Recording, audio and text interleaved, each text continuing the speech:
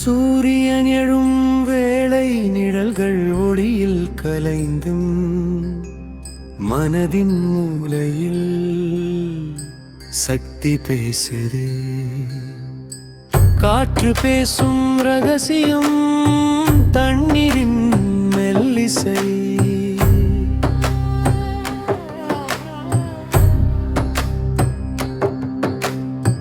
சக்தி வந்தால்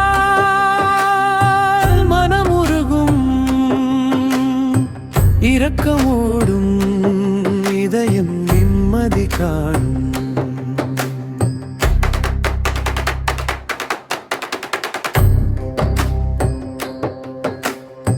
மலர்கள் மலர்ந்த காலம், மழையின் கொஞ்சம் பாட்டு, அந்த நேரத்தில் நாம் மறந்தது யாரே? வானம் சொன்ன கதை, பூமி கேட்காத பாடல்.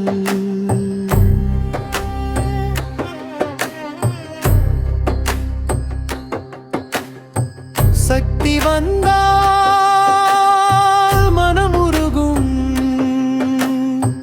இரக்கமோடும் இதயம் நிம்மதி காணும்.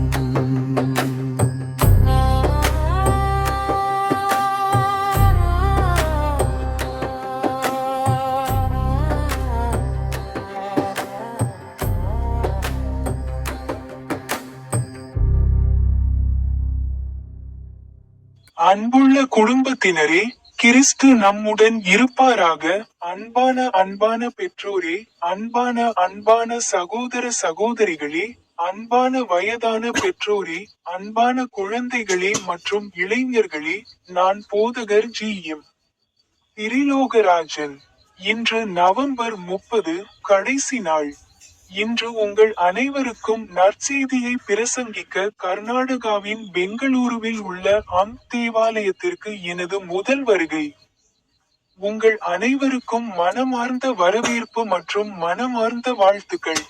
திருவகுப்பு காலத்தின் முதல் ஞாயிற்றுக்கிழமைக்கான பிரார்த்தனை. பரலோக தந்தையே, இந்த திருவகுப்பு காலத்தின் முதல் ஞாயிற்றுக்கிழமை நன்றியுள்ள இதயங்களுடன் நாங்கள் உமக்கு முன்பாக வருகிறோம். உமது குமாரனாகிய கர்த்தராகிய இயேசு கிறிஸ்துவை உலகிற்கு அனுப்புவதன் மூலம் நீர் உமது வாக்குறுதியை நிறைவேற்றினீர் என்பதை இந்த பருவம் நமக்கு நினைவூட்டுகிறது. நாங்கள் மீண்டும் ஒருமுறை அவரது மகிமையான வருகைக்காக காத்திருக்கிறோம். ஆண்டவரே, நம்பிக்கையின் இந்த முதல் வாரத்தின் ஒளி எங்கள் இதயங்களிலும் பிரகாசிக்கட்டும். எங்கள் ஏமாற்றங்கள், பயங்கள், கவலைகள் மற்றும் உடைந்த நிலைக்கு மத்தியில் உம்முடைய ஒளி எங்களுக்கு புதிய ஆலோசனையை தருவாயாக. அதனால் நீர் உண்மையுள்ளவர் என்பதையும் உம்முடைய வாக்குறுதிகள் ஒருபோதும் தவறாது என்பதையும் நாங்கள் அறிவோம். ஓ இயேசுவே, உமது வருகைக்கு தயாராக எங்களுக்கு உதவுங்கள். எங்களுக்குள் இருக்கும் இருள், பாவம், கடினத்தன்மை மற்றும் சுயநலத்தை நீக்குங்கள். உமது பிறப்பை ஒரு விடுமுறை நாளாக மட்டுமல்லாமல் ஆன்மீக புதுப்பித்தலின் நேரமாகவும் நாங்கள் காணும்படி எங்களுக்கு ஒரு தூய இருதயத்தை தாரும். முதல் பைபிள் வசனத்தை சொல்லுங்கள். கொலோசையர் 3ஆம் அதிகாரம், வசனம் 15. நீங்கள் ஒரே சரீரமாக அழைக்கப்பட்ட கிறிஸ்துவின் சமாதானம் உங்கள் இருதயங்களில் ஆட்சி செய்யட்டும். நீங்கள் நன்றியுள்ளவர்களாக இருக்கட்டும். பொருள்: விசுவாசிகளின் வாழ்க்கையில் கிறிஸ்துவின் சமாதானம் உச்சத்தில் ஆட்சி செய்ய வேண்டும் என்று இந்த வசனம் கற்பிக்கிறது. கர்த்தருடைய சமாதானம் அனைத்தையும் ஆளுகிறது. சண்டை, மன அழுத்தம் மற்றும் கவலை, மேலும் ஒவ்வொரு சூழ்நிலையிலும் நன்றியுணர்வு மேலோங்கட்டும். ஜெபம்: கர்த்தராகிய இயேசுவே, உம்முடைய சமாதானம் என் இருதயத்தில் ஆட்சி செய்யட்டும். என் உணர்ச்சிகள், எண்ணங்கள் மற்றும் முடிவுகளை கட்டுப்படுத்துங்கள். ஒவ்வொரு சூழ்நிலையிலும் என்னை நன்றியுள்ளவர்களாக ஆக்குங்கள். ஆமென். இரண்டாவது பைபிள் வசனத்தை பற்றி பேசுங்கள். அப்போஸ்தலர் 14, வசனம் 7 கூறினார். அவர் அங்கு சுவிசேஷத்தை பிரசங்கிக்கத் தொடங்கினார். பொருள்: கடவுளின் ஊழியர் எங்கு சென்றாலும் அவர் நற்செய்தியை, கிறிஸ்துவின் நற்செய்தியை அறிவிக்கிறார் என்று இந்த வசனம் நமக்கு சொல்கிறது. வேலை, இடம் அல்லது சூழ்நிலை எதுவாக இருந்தாலும் கடவுளின் வார்த்தை மக்களுக்கு உயிர் கொடுக்கிறது. ஜெபம். ஆண்டவரே, நீர் என்னை எங்கு வைத்தாலும் நான் உமது வார்த்தையின் ஒளியாக இருப்பேனாக. மக்கள் என் வாழ்க்கையின் மூலம் உமது நன்மையையும் அன்பையும் காணட்டும்.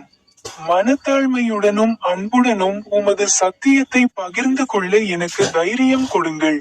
ஆமென். மூன்றாவது பைபிள் வசனத்தை பற்றி பேசுங்கள். 2 பேதுரு அத்தியாயம் 3 வசனங்கள் 10 மற்றும் 11. ஆனால் கர்த்தருடைய நாள் ஒரு திருடனைப் போல வரும். அந்நாளில் வானங்கள் பெரும் சத்தத்துடன் கடந்து செல்லும், மற்றும் கூறுகள் கடுமையான வெப்பத்தால் உருகும், பூமியும் அதன் செயல்களும் நியாயந்தீர்க்கப்படும். எனவே இவை அனைத்தும் இந்த வழியில் உருகப் போவதால் நீங்கள் எவ்வாறு பரிசுத்த நடத்தை மற்றும் தெய்வபக்தி கொண்ட மக்களாக இருக்க வேண்டும்? பொருள் கர்த்தருடைய நாள் திடீரென வரும் என்று இந்த வசனம் எச்சரிக்கிறது. எனவே விசுவாசிகள் பரிசுத்தமான, பக்தியுள்ள, நீதியான வாழ்க்கையை வாழ வேண்டும். உலகம் அழியக்கூடியது, ஆனால் தேவனுடைய ஆவியும் ராஜ்யமும் நித்தியமானவை. ஜெபம். ஆண்டவரே, உமது சித்தத்தின்படி ஒவ்வொரு நாளும் பரிசுத்தமும் பக்தியும் நிறைந்த வாழ்க்கையை வாழ எனக்கு உதவி செய்யும். என் எண்ணங்கள், செயல்கள் மற்றும் வார்த்தைகளை தூய்மைப்படுத்தும். நீர் வரும்போது நான் விசுவாசத்தில் உறுதியானவனாகவும் காணப்படும்படி என்னை ஆயத்தப்படுத்தும். ஆமென். கடைசி பைபிள் வசனத்தை சொல்லுங்கள். எகிப்தின் கன்னி மகளே, கீலேயாத்துக்கு போய் தைலம் எடுத்துக்கொள். நீ வீணாக பல மருந்துகளை தேடுகிறாய், நீ குணமடைய மாட்டாய். பொருள். கடவுளின் கிருபை இல்லாவிட்டால் மனிதனின் சொந்த முயற்சிகள் பயனற்றவை என்று இந்த வசனம் நமக்கு சொல்கிறது. உண்மையான குணப்படுத்துதல், பாதுகாப்பு மற்றும் இரட்சிப்பு இந்த உலகத்தின் விஷயங்களிலிருந்து அல்ல, கடவுளிடமிருந்து மட்டுமே வருகிறது. இது எச்சரிக்கை மற்றும் விழிப்புணர்வின் செய்தி. ஜெபம். ஓ கடவுளே, என் சொந்த பலத்தை அல்ல, உமது கிருபையை நம்பியிருக்க எனக்கு கற்றுக் கொடுங்கள். என் பலவீனங்கள், வலிகள் மற்றும் பிரச்சினைகளை குணப்படுத்துங்கள். என் வாழ்க்கையில் உமது உண்மையான குணப்படுத்துதலையும் இரட்சிப்பையும் அனுபவியுங்கள். ஆமென். நாங்கள் ஜெபிப்போம். ஓ அன்னை மரியாளே, ஓ போப் லியோ 14, ஓ பேராயர் பீட்டர் மச்சாடோ, இன்று நவம்பர், இது 2025 ஆண்டின் 11வது மாதம். ஓ பரிசுத்த ஆவியே, கீழ்ப்படிதல், காத்திருப்பு, பொறுமை மற்றும் விசுவாசத்தை எங்களுக்கு கற்றுக் கொடுங்கள். எங்களை ஒருவருக்கொருவர் நம்பிக்கை மற்றும் ஆறுதலின் கருவிகளாக ஆக்குங்கள். எங்கள் குடும்பங்கள், சமூகங்கள், திருச்சபை மற்றும் உலகில் உமது அமைதியின் தூதர்களாக ஆக்குங்கள்.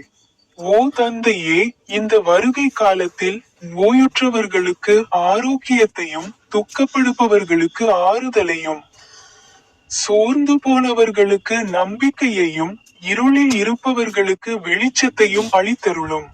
கர்த்தராகிய இயேசுவே, எங்கள் இருதயங்களுக்குள்ளும், எங்கள் வீடுகளுக்கும், எங்கள் வாழ்க்கைக்கும், எங்கள் உலகத்திற்கும் வாருங்கள்.